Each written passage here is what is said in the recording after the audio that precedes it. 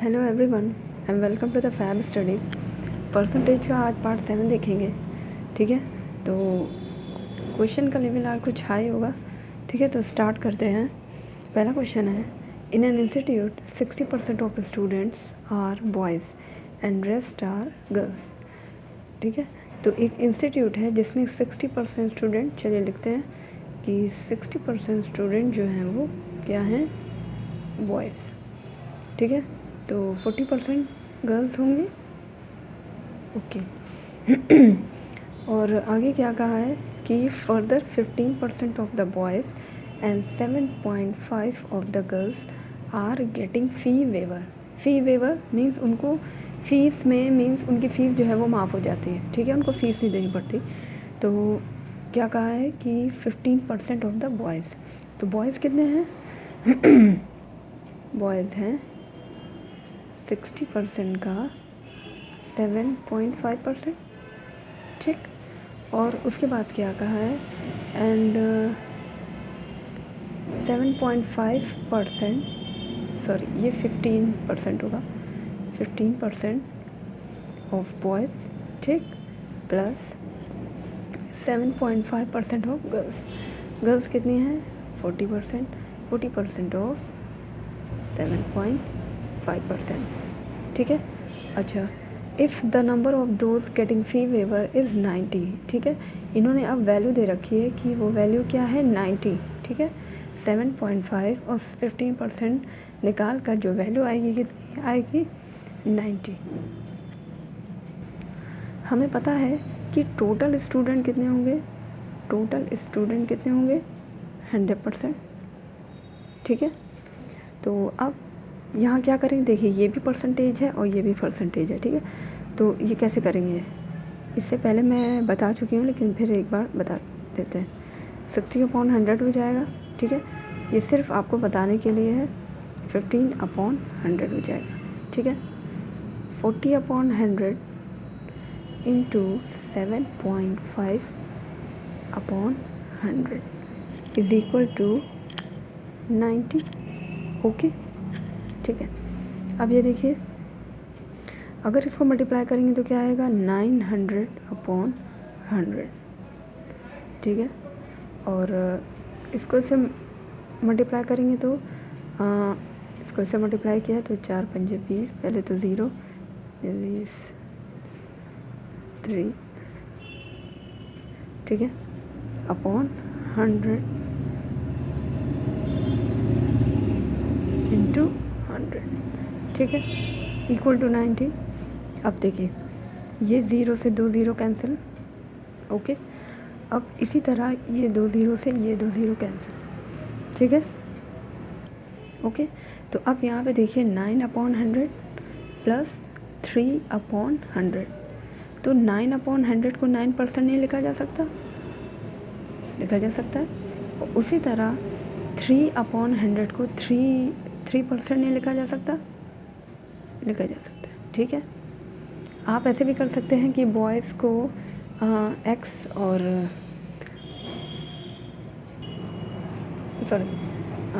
जो total student हैं उन्हें एक्स मान के उसका 60% निकाल के फिर उसका 15%। ठीक है, तो यहाँ x इंटू 40% इंटू 7.5/100 हो जाएगा।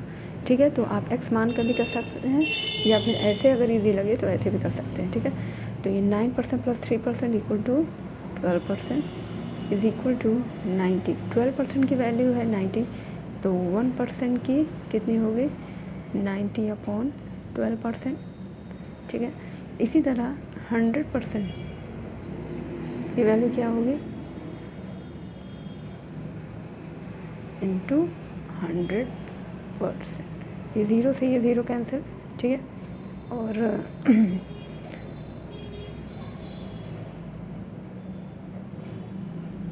6 से काटते हैं, 6 दूनी 12, 15, 750। तो टोटल स्टूडेंट मेरे कितने हो गए 750। ठीक है, तो क्वेश्चन अभी ख़त्म नहीं हुआ है, आगे देखते हैं। If the number of those getting fee waiver is 90, okay, find total number of student getting 50% concession, ठीक है। हमें वो स्टूडेंट निकाले हैं जिनको 50% कंसेशन मिलता है, ठीक है। ये जो परसेंटेज था वो तो फ़ी वेवर का था, अब ये 50% concession. If it's given that 50% of those not getting a fee waiver, ठीक है। 50% को फ़ी वेवर जो है वो नहीं मिलता है, फ़ी वेवर आर एलिजिबल, जिनको नहीं मिलता है, जिनको 50% में 50% स्टूडेंट जिन्हें फ़ी वेवर नहीं मिलता है, getting a fee waiver are eligible to get half fee concession, ठीक है। तो फ़ी वेवर 50% स्टूडेंट जिन्हें फ़ी वेवर नहीं मिलता है उनको 50% कंसेशन मिलता है, ठीक है। तो टोटल स्टूडेंट कितने हैं मेरे पास आए 750। अब इसमें से 90 लोगों को फ़ी वेवर मिलता है, ठीक है। 90 मेरे पास वैल्यू दे रखी है, तो इसमें से 90 जो है वो लेस कर देंगे, ठीक है। तो ये क्या होगा 660 ऐसे स्टूडेंट हैं जिन्हें फ़ी वेवर नहीं मिलता है, ठीक है। नॉट गेटिंग फ़ी वेवर, ठीक। 660 हैं इन्हें फ़ी वेवर नहीं मिलता है। अब इन्होंने क्वेश्चन में क्या कहा है कि 50% of those not getting a fee waiver are eligible to get half concession, ठीक है। तो अब इन्हें हाफ स्टूडेंट को कंसेशन मिलता है, तो 660 का हाफ करेंगे तो क्या होगा 330। तो 330 स्टूडेंट को क्या मिलता है 50% कंसेशन मिलता है, तो यही मेरा आंसर हो जाएगा। ओके, नेक्स्ट क्वेश्चन देखें। An ore contain 25% of an alloy, ठीक है। और क्या होता है, और मीन्स अयस्क, ठीक है। और में 25% ऑफ एन एलॉय, ठीक है। तो मान लिया कि और जो है वो हमें पता नहीं ना, ठीक है। मान लिया कि 100 kg, ठीक, 100 kg। अब 25% ऑफ एन एलॉय, उसमें 25% जो है वो क्या है, यानी कि 25 kg क्या होगा एलॉय, ठीक है। और दैट हैज़ 90% आयरन, एलॉय जो कि 25 kg है उसमें 90% जो है वो क्या है आयरन है। तो 25 kg का 90% निकालना है, कितना होगा 225 अपॉन 22.5 kg। इसका मतलब है कि एलॉय में 22.5 kg जो है वो क्या है आयरन है, ठीक है। तो यहाँ आगे लिख ले आयरन। ओके, अब इन्होंने कहा है other than the remaining 75% of the ore there is no iron, ठीक है। जो 75% बचता है उसमें आयरन नहीं है, ठीक है। इस 25 kg में ही जो 90% था सिर्फ वही आयरन था, ठीक है। अब क्या करें, how many kg of the ore are needed to obtain 60 kg of pure iron. इसका मतलब है कि 100 kg में कितना आयरन निकल के आया 22.5, ठीक है kg। अब इन्होंने कहा है कि how many kg of the ore, कितना ओर लें हमें ज़रूरत होगी कि obtain 60 kg of pure gold, ठीक है। तो 100 kg में 22.5 kg आयरन निकलता है, तो 60 kg आयरन निकालने के लिए हमें कितना और चाहिए, ठीक है। यूनिटरी मेथड लगाइए, जो चीज़ फाइंड करनी होगी उसे हम क्या करेंगे बाद में लिखेंगे, ठीक है। और जो हमें पता होगा वो पहले कैसे करेंगे, देखिए 22.5 kg अगर होगा आयरन है तो और कितना होगा, ठीक है, और कितना होगा 100 kg, ठीक है। इसी तरह अगर 1 kg होगा तो कितना होगा 100/22.5, ठीक। इसी तरह अगर 60 kg आयरन होगा तो 100/22.5 इंटू 60, ठीक है। तो इसको सॉल्व करेंगे,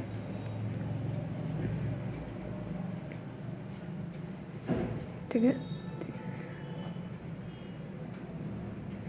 800/3, ठीक है। तो इसको सॉल्व करेंगे तो आएगा 266.66 kg, ठीक है। तो आई होप आपको समझ में आ गया होगा। नेक्स्ट क्वेश्चन पर चलें। When a number is increase by 36:4 by 11%, then the number became 1050 find the original number. ठीक है, तो हमने पढ़ा है कि ओरिजिनल नंबर क्या होगा, original number is equal to 100%। ठीक है, अब ये नंबर बहुत ही ज़्यादा कॉम्प्लेक्स है। ऐसे तो हम ये करते हैं, मान लीजिए अगर 20% होते तो क्या करते हैं कि 100% प्लस उसमें 20% कर देते। ठीक है, तो मेरा जो नंबर क्या हो जाता है 120% की वैल्यू ये बन जाती है। लेकिन ये नंबर बहुत ही कॉम्प्लेक्स है, तो क्या करेंगे, ठीक है, पहले इसका डिनोमिनेटर देखेंगे। डिनोमिनेटर में क्या है 11। ठीक है, अब हम ऐसा सोचेंगे कि वैल्यू जो है वो इसको फ्रैक्शनल में कन्वर्ट करने की कोशिश करेंगे। तो सबसे पहले तो देखिए यहाँ पे हम 4 कॉमन ले लें। ठीक है, 36 4/11। तो इसमें अगर हम 4 कॉमन ले लें तो क्या आएगा 9:1/11। अब 9:1/11% की वैल्यू हम जानते हैं क्या होती है 1/11। ठीक है, तो ये 1/11 फ्रैक्शनल वैल्यू हो जाएगी। इसमें 4 मल्टीप्लाई कर देंगे तो क्या हो जाएगा 4/11। ठीक है, तो फ्रैक्शनल वैल्यू निकालने से क्या होगा, देखिए अब हम जानते हैं कि हमें क्या करना था 100% प्लस 36:4/11%, यही तो था। हम जानते हैं कि 100% की फ्रैक्शन वैल्यू क्या होती है 1, और उसकी वैल्यू क्या होती है, उसकी हमने क्या निकाली 4/11। ठीक है, अब इन दोनों को ऐड करेंगे तो क्या आएगा 11 और 4 15। ठीक है, यस 15/11। ठीक है, ये आ गई। या आप एक और तरीके से कर सकते हैं, जैसे मैंने पॉपुलेशन के क्वेश्चन आपको बताए थे।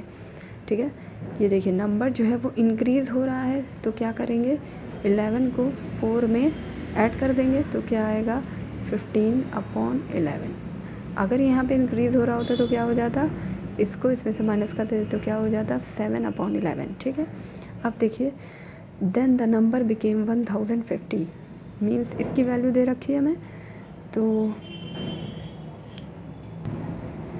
चलिए 1/15/11 की वैल्यू क्या है 1050। ओके, तो हमें वैल्यू किसकी निकालनी है, उन्हीं की तो निकालनी है। तो 1050, ठीक है, तो 1 नीचे आ जाएगा, है ना, 15/11। ठीक है, अब आगे क्या करेंगे 1050। अब देखिए ये तो फ्रैक्शन में है, लेकिन ये फ्रैक्शन में नहीं है। 1050 जो है वो फ्रैक्शन में नहीं, तो इसे फ्रैक्शन में बना लें, अपॉन 1 कर दें। तो 11 × 1050 यानी कि अपॉन 15। इसको सॉल्व करेंगे तो आएगा 750। ठीक है, और अगर ऐसे करना चाहें तो देखिए 15/11 ये मेरा ओरिजिनल नंबर है, और ये मेरी जो है वो ये जो है वो मतलब ये इंक्रीज वैल्यू।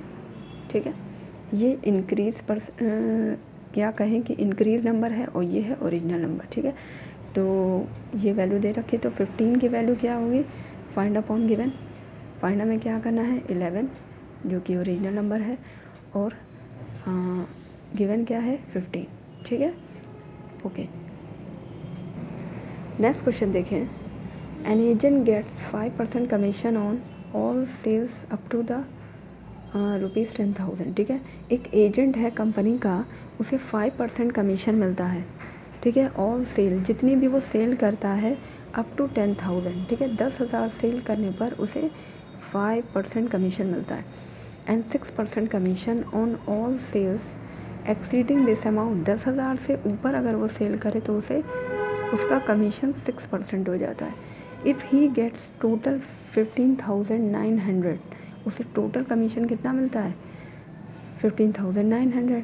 तो फाइंड हिज सेल्स, उसकी कंपनी की सेल कितनी हुई ये हमें फाइंड करना है। ठीक है, तो चलिए स्टार्ट करते हैं।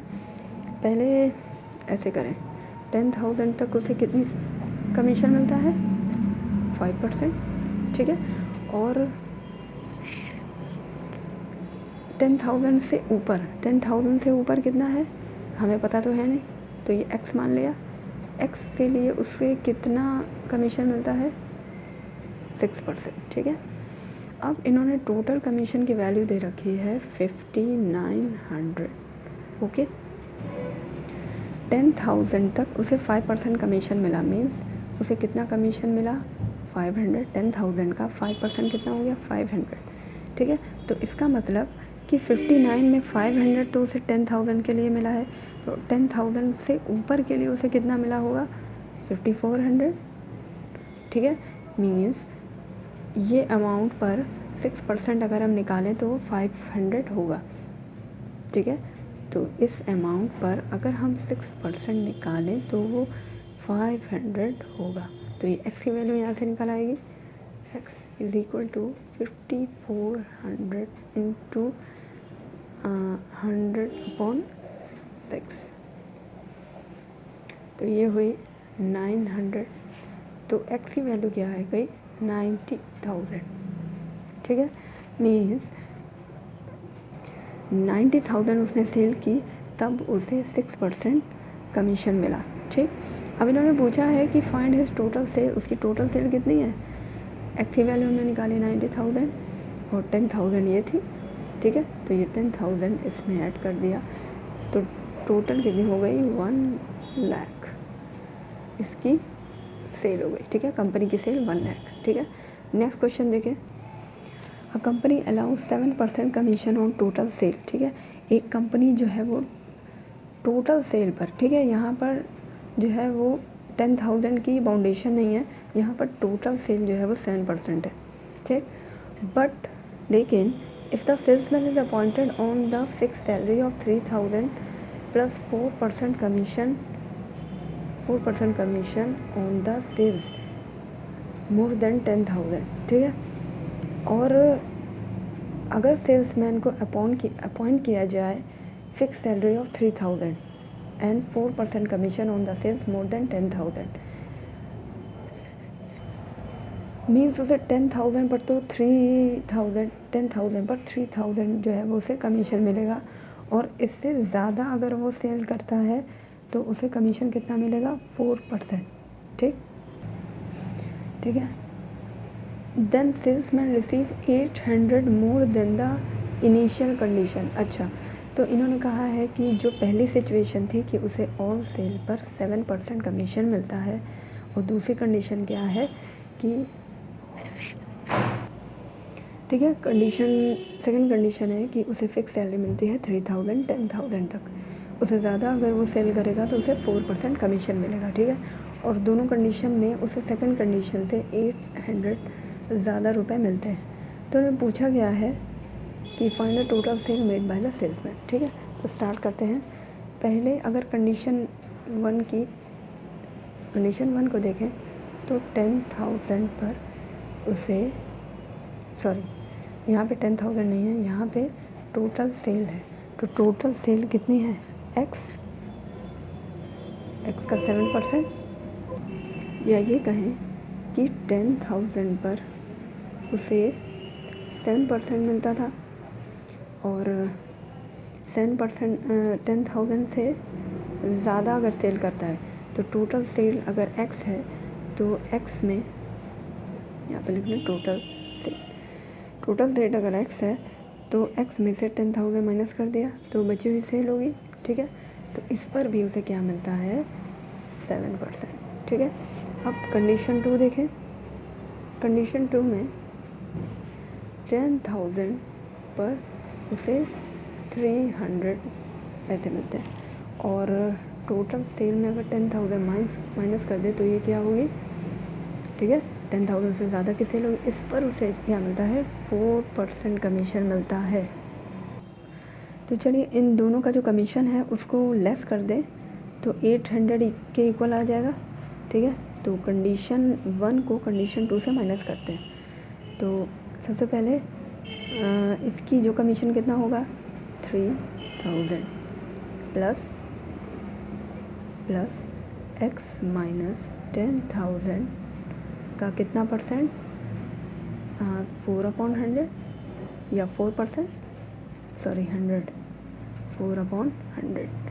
इसमें से माइनस किया, क्या माइनस किया 10,000 का 7% क्या होगा 700 प्लस x माइनस 10,000 का, सॉरी यहाँ पे 4/100 होगा 7/100। ठीक है, आई होप आपको समझ में आ रहा होगा। 700 प्लस x माइनस 10,000 का 7%। ठीक है, और इन दोनों का लेस कितना होगा 800। ठीक, तो इसको अगर सॉल्व करने पहले 3000 प्लस 4x आएगा, 4x/100 minus 400। Okay,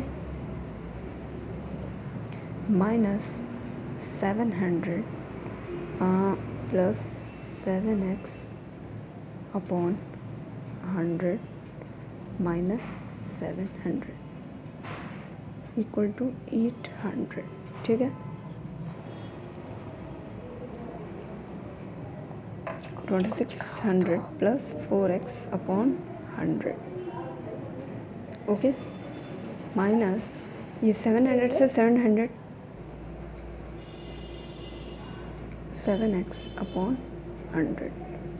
is equal to 800। ठीक है, अब इसको अगर ब्रैकेट ओपन करेंगे तो क्या हो जाएगा 2600। ठीक है, और ये माइनस हो जाएगा, ये प्लस है तो minus 3x/100 is equal to 800। तो 3x/100 इज इक्वल टू 26 इधर आएगा तो क्या हो जाएगा 1800। ठीक है, और तो ये होगा 1800 इंटू 100 अपॉन, ये माइनस, तो माइनस से माइनस कैंसिल हो जाएगा, तो x की वैल्यू क्या आएगी 3 इज इक्वल टू 60,000। तो 60,000 मेरा आंसर हो जाएगा। और टोटल सेल कितनी थी, हमने x मानी थी तो हमने लास्ट में x की वैल्यू निकाल दी। ठीक है, तो आई होप आपको समझ आ गया। कैलकुलेशन खाली थोड़ा सा कॉम्प्लिकेटेड था, अदरवाइज़ क्वेश्चन में कुछ नहीं था। ठीक है, तो नेक्स्ट क्वेश्चन की तरफ बढ़ें। नेक्स्ट क्वेश्चन है a is 50% more than b। ठीक है, तो a इज़ इक्वल टू कितना होगा, a 50% मोर है तो b पहले कितना होगा 100 अगर माने तो a कितना होगा 150। ठीक है, and c is 2/3 of a, इसका 2/3 कितना होगा 100, तो c कितना होगा 100। ठीक है, और d is 60% more than c, d कितना दिया है 60% मोर मीन्स 160। अब इन्होंने कहा है कि if each of ABCD increase by 19.5%। ठीक है, चारों जो नंबर हैं वो 19.5 से इंक्रीज़ हो रहे हैं। ठीक है, तो पहले इसका रेशियो निकालें कि क्या होगा, A ratio B ratio C ratio D कितना होगा 150 रेशियो 100 रेशियो 100 रेशियो 160। ठीक है, अब इन्होंने कहा है कि 19.5% जो है वो सब में इंक्रीज़ हो रहा है। ठीक है, अगर सब में ही इंक्रीज़ हो रहा है, ठीक है, चलिए करते हैं कि मान लिए कि मेरे पास दो नंबर हैं, मान लिया कि एक 100 है और एक 200 है। ठीक है, इसमें 19.5 अगर या कोई भी और नंबर जैसे कि 20%, सिर्फ आपको ये समझाने के लिए। ठीक है, मान लीजिए कि 20% इंक्रीज़ हो रहा है, 20%, तो 100 में 20% इंक्रीज़ होगा, कितना होगा 120। ओके, और 200 में 20% इंक्रीज़ होगा तो क्या होगा 240। ओके, तो ये देखिए 2 6 12, अगर 6 से करें 6 दूनी 12, 1:2। ठीक है, इसका रेशियो कितना आएगा 1:2। ठीक है, तो मीन्स कि कोई भी परसेंटेज अगर इंक्रीज़ हो रहा है, ठीक है, अगर दोनों में हो रहा है मीन्स सारे नंबर सारे रेशियो में अगर इंक्रीज़ हो रहा है, ठीक है, तो उससे आंसर पर जो है वो कोई फ़र्क नहीं पड़ने वाला। ठीक है, तो 150 में भी इंक्रीज़ हो रहा है, 100 में भी, 100 में और 160 में भी, तो उस पर आंसर से कोई फ़र्क नहीं पड़ेगा, ठीक है। अगर यहाँ पे 1 या 2% 2 नंबर पे होता है इंक्रीज़ या डिक्रीज़, ठीक है, तो वो चीज़ मायने रखती। तो what percentage of D is B after the increase, कितना परसेंटेज जो है वो डी है बी का। तो डी का परसेंटेज क्या है, सॉरी डी क्या है 160, बी का क्या है 100। अगर हम इसे ऐसा करना चाहें कि डी जो है वो 19% से इंक्रीज़ हुआ है तो क्या हो जाएगा 109.5, ठीक है। और जो बी है वो भी तो इंक्रीज़ हो रहा है क्योंकि सारे नंबर इंक्रीज़ हो रहे हैं, तो ये भी हो जाएगा, ठीक। तो ये कैंसिल, परसेंटेज निकालने के लिए इंटू 100, ठीक है। ये 100 से 160, ठीक है। तो देखा आपने कि ये दोनों कैंसिल हो जाएंगे, इससे मेरे आंसर पर कोई भी फ़र्क नहीं पड़ेगा, ठीक है। तो 160% इसका आंसर हो जाएगा। नेक्स्ट क्वेश्चन देखें। चलिए अब देखते हैं वेन डायग्राम के क्वेश्चन, ठीक है। Venn diagram, percentage related to Venn diagram. Question है कि मान लिया कि 80% pass in maths, okay, 80% pass students in maths और 50% pass in English, okay, and 40% in both the subject, 40% both subject में पास होते हैं, ठीक है। तो इस इनमें हमें निकालना क्या है, ठीक है। हमें निकालना है कि हमें पास परसेंटेज, मान लिया कि हमें निकालना है कि ओनली पास और फेल परसेंटेज इन मैथ्स, ठीक है। 80% पास इन मैथ्स, और यहाँ क्या पूछा है ओनली में, और विदाउट ओनली मीन्स ओनली पास, ये जो पास लिखा है इसमें क्या डिफरेंस है, ठीक है। तो चलिए यही समझते हैं हम। ये मेरा क्वेश्चन है, इस क्वेश्चन को वेन डायग्राम से बनाएंगे, ठीक है। ये हुआ मेरा मैथ्स का सेक्शन, ठीक है, मैथ्स का सेक्शन। अब यहाँ पे बोथ है तो मीन्स ये थोड़ा कॉमन पार्ट भी होगा, ठीक है। और ये है इंग्लिश, ठीक है। तो हम यहाँ पे क्या बना रहे हैं, पहले पास का वेन डायग्राम, ठीक है। तो ये जो मेरा पूरा पोर्शन है ये क्या है, मैथ्स का पोर्शन, और ये पूरा जो है वो इंग्लिश का पोर्शन है, ओके। और ये जो बीच का जो पार्ट है, जो बीच का आपको दिख रहा है कर्व एरिया, वो है मेरा बोथ पास, ठीक है, pass in both the subject, okay. तो अब ओनली वाला पोर्शन क्या होगा, ओनली वाला पोर्शन ये होगा, ठीक है। इसको हटाकर इस कर्व एरिया को हटाकर जो भी बचेगा वो मेरा ओनली होगा, ठीक है। क्यों, क्योंकि हमें सिर्फ ऐसे स्टूडेंट चाहिए जो सिर्फ मैथ्स में पास हों, तो वो इंग्लिश में पास नहीं होने चाहिए। तो ये एरिया हटा देंगे, क्यों, क्योंकि इंग्लिश में भी आ रहा है। इसी तरह ओनली इंग्लिश का निकालना हो तो ये सिर्फ ये पार्ट होगा, ये कर्व एरिया हट जाएगा, क्यों, क्योंकि मैथ्स भी इससे लिंक हो रहा है, ओके। तो चलिए करते हैं। इन्होंने कहा है कि 80% पास इन मैथ्स मीन्स ये पूरा गोला, तो यहाँ लिख लें 80%, 50% पास इन इंग्लिश, ओके। तो 50% पास इन इंग्लिश, ठीक। अब उन्होंने कहा है कि 40% पास इन बोथ, तो 40% मीन यहाँ 40 हो जाएगा, ठीक। पूरा था, ठीक है, पूरा परसेंटेज था 80, उसमें से 40 जो है वो इस कर्व एरिया में आ गया, तो बचा कितना 40 मैथ्स के लिए। इसी तरह पूरा था 50, ये 40 इधर आ गया, तो बचा कितना 10, सब परसेंटेज में, ओके, सब परसेंटेज में। तो मीन्स कि ओनली इंग्लिश में पास होने वाले स्टूडेंट कितने हैं 10%, और ओनली मैथ्स में पास होने वाले कितने हैं, only maths pass in maths, PM means pass in maths 40%, और इसी तरह only pass in English is equal to 10%। Okay, अब देखिए 40% जो है वो इंग्लिश में पास, मैथ्स में पास है, 40% दोनों में पास हैं, और 10% जो है वो खाली इंग्लिश में पास है। तो टोटल पास स्टूडेंट कितने हुए? टोटल पास स्टूडेंट हुए 40 + 40 + 10 इक्वल टू 90% पास स्टूडेंट हैं। पास स्टूडेंट इसमें एक सब्जेक्ट में या बोथ सब्जेक्ट में, ठीक है, लेकिन वो पास हैं। तो 10% ऐसे होंगे जो किसी में भी पास नहीं होंगे, वो फेल होंगे, ठीक है। 10% स्टूडेंट ऐसे होंगे जो ना तो इंग्लिश में पास होंगे, ना मैथ्स में पास होंगे, ठीक है। तो चलिए फेल का डायग्राम बनाते हैं, ठीक है। तो ये फेल का है, इसमें मैथ्स ये है, इंग्लिश ये है।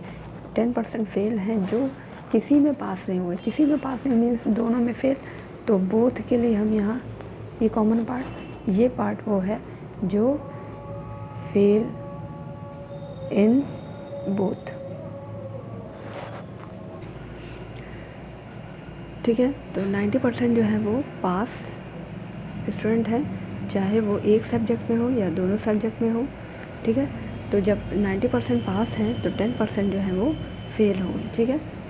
फेल, ठीक है, फेल अगर दोनों में है तो मीन्स ये कॉमन पार्ट में आएगा, फेल इन बोथ, ठीक है। अब मैथ्स में ओनली मैथ्स में कितने पास फेल होंगे? ओनली मैथ्स में कितने पास होंगे? सॉरी फेल होंगे। ओनली मैथ्स में फेल कितने स्टूडेंट होंगे? देखिए इंग्लिश में कितने पास थे? 50%। ओनली इंग्लिश में कितने पास हैं? 10%। जब ओनली इंग्लिश में 10% पास हैं, ठीक है, सिर्फ इंग्लिश में पास हैं, तो मैथ्स में फेल ही होंगे ऑब्वियसली, ठीक है। तो ये 10% मैथ्स में फेल। 40% स्टूडेंट जो सिर्फ मैथ्स में पास हैं वो इंग्लिश में फेल होंगे, ठीक है।